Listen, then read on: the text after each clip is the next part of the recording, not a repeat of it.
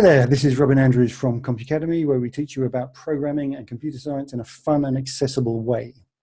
So today's topic is testing. Now, testing is a huge deal. If you ever become a professional software developer, you'll be doing lots of it. And it's a great idea to get into it, at least the basics of it, from quite early on in your learning journey with programming. So the context here is a game called Leapfrog. Now, this is a game I used to play when I used to teach outdoor pursuits. And we'd be in a field with like a bunch of kids, and we'd have a load of these lily pads, we called them, which were basically just slices of tree trunk on the ground. We call them lily pads. And you'd have two teams, and there'd be an empty one in the middle. And you could either move to the next lily pad, or you could hop over someone in front of you to an empty lily pad. That was the only available moves. So I've made this into a console game. Let's show you that now. Now you can see down here in the output that we have very small version of the game with 5 lily pads, one of which is empty in the middle. So the possible moves would be to move, say, slot 1. Please input. I don't know what I did there. I must have pressed something I didn't mean to press.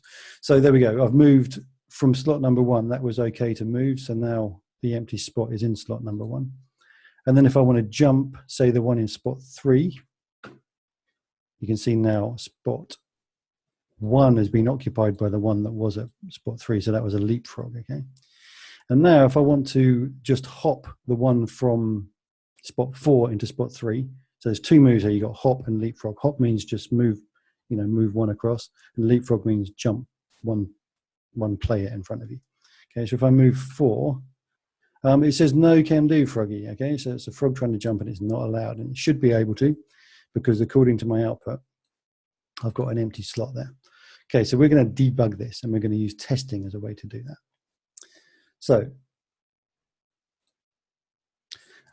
let me just give you an overview of the code before we start. So we've got the name, we've got some constants. We're making sure there's an odd number of lily pads. We've got a title using ASCII art. We've got a function for printing the board. We've got a way of setting up the board. We've got a way of swapping pieces. Then we've got this can leapfrog function, which is kind of part of the main logic, really. And we've also got another one called can hop. And this is where our problem arose, okay?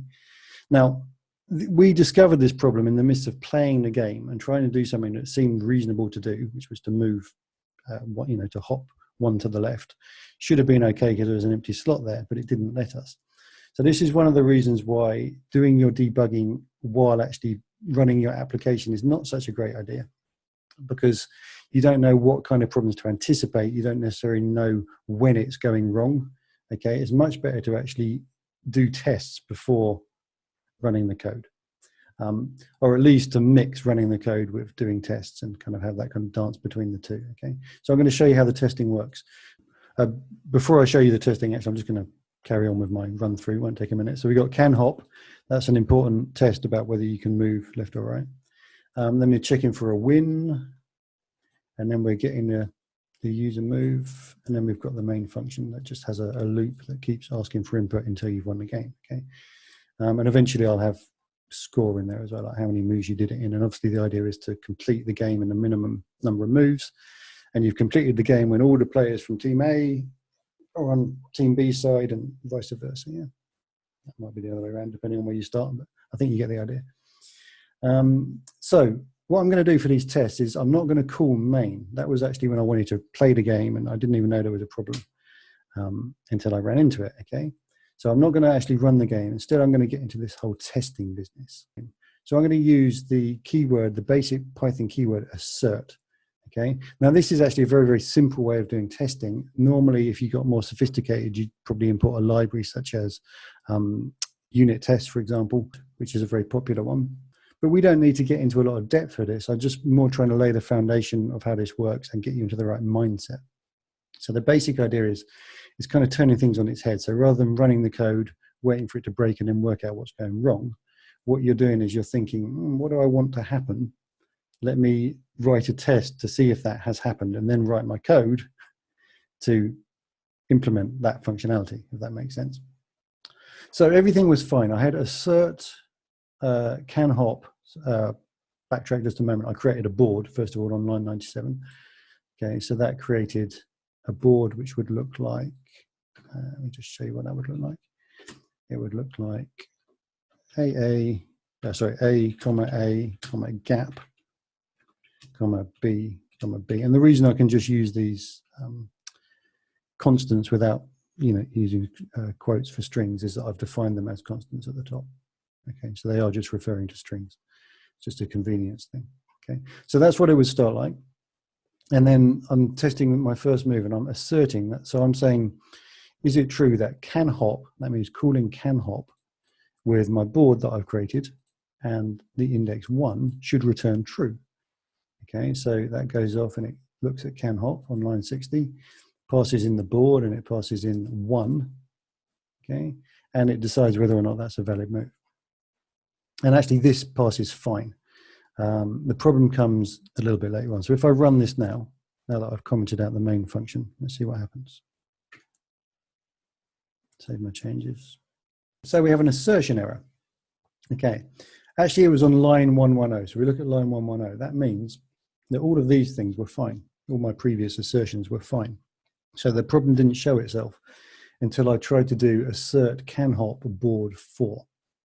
Okay, so that means that I've got a problem with my can hop function because I've been following this through. I've kind of done my first move and I've planned it out. I've even possibly gone away and done this on paper or on a whiteboard. And by the way, whiteboards are great. I strongly recommend using them when you're tracing algorithms. But I've kind of worked out what the output should be. And I know this should be true if my function was working correctly, but it's not working. So I need to go and look at can hop. Now, if we look at can hop, just spend a moment looking at what's going on there, see if you can identify what the problem might be. Now, you're going to need to, in order to understand what's going on here, you're going to need to be probably a little bit familiar with try and except blocks, which is not something I'm going to teach about in this video. So, you can follow along and just try and understand them now if it's the first time, or go away and do a little bit of, prior learning about try and except blocks. And the reason I've used them is because rather than having, I've got these indices in a list, and rather than always worrying about being, too far off to the right or too far off to the left, I'm just using this try thing to try and find whether that slot is available, regardless of whether or not it's actually in the list, because that would be more complex. So this is a general principle of Python programming. It's not look before you leap. It's easier to ask forgiveness than permission, okay? Which is a philosophy about how we do testing and just general approach to Python programming. Don't take it too literally, because obviously there's situations in life where it's really not a good idea to apologize rather than ask permission. But in this context and in some social contexts, it's the case, and depending on your politics. So that's what we're doing, okay? So we're doing can hop, and we're trying, so here on line 61, we're trying whether the slot next to the one we're discussing is free, whether it is the gap, okay? And we are returning false if there's an index error. And we're also returning true or false for this compound statement, this board in that way is free or board in that way is free, okay? Now, there's a problem with that, which is that if we're actually testing a position where it does go off the range of the length of the list, okay, then it's going to enter into this except and return false, even though the other one might have been true. Okay, now that's actually quite a subtle logic bug, possibly, depending on your level of experience. But basically, I came across it before because I'm just working on this live now this weekend for fun. And yeah, it came up. So my solution was this. I've already done it for can leapfrog because I had the same issue. So I'm going to replace that code. Okay, so it's the same, basically the same problem that I had that I fixed before, except that this is for hop is an offset of 1 rather than an offset of 2. Yeah, because when you're leapfrogging, you have an offset of 2 in your list. When you're hopping, you're just checking either side of the current position. Okay, so that basically should fix the logic error, but that's not the focus of what we're doing here. It's to see what happens with our assertions, okay? So I've gone into my function where the assertion failed. I thought it should pass, it didn't. I've identified a logic error, and then I fixed it. So now we'll try this assertion again. We'll try and run it again. And this time, absolutely no output, which can be a little bit unsettling if you're not used to assertions, because they don't do anything. If the assertion is correct, then there's no output whatsoever. You only get a message if there is a problem. So I've done on line 118, I've done assert can hop board, comma 4 is true, okay, and it was fine. Okay, so test-driven development, which is what this whole thing about, is a really, really powerful way of becoming a much better programmer, thinking in advance very specifically about what you're trying to achieve, and then writing tests before you write the code. So then when you write your code, you know exactly what the output is supposed to be, okay? Or what the return values from the functions is supposed to be. Okay, so let's see if this game actually works. So I'm trying to move all of team A across to where team B was, and all of team B across to where team A was. So let's have a look. We got move 1, and then 3, and then I can move 4, and then I can move, I'm trying to get, forgotten which direction I'm going. I'm trying to get A's this way. So if I move 2, and then I can move 0, 0. Trying to get my B's over there. So I could move 1, I could move 3, and then I can move 2. Okay, and I've actually succeeded. I haven't got as far as implementing a success message or printing the output of the last move, but it seems okay. So a little bit more work to do on my game, but the main point of this video was test-driven development.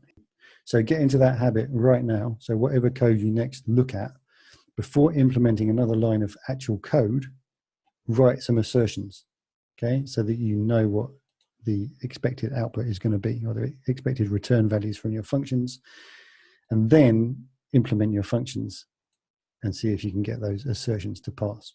Okay, so that's it, folks. A little bit about test-driven development, the very basics of it in Python.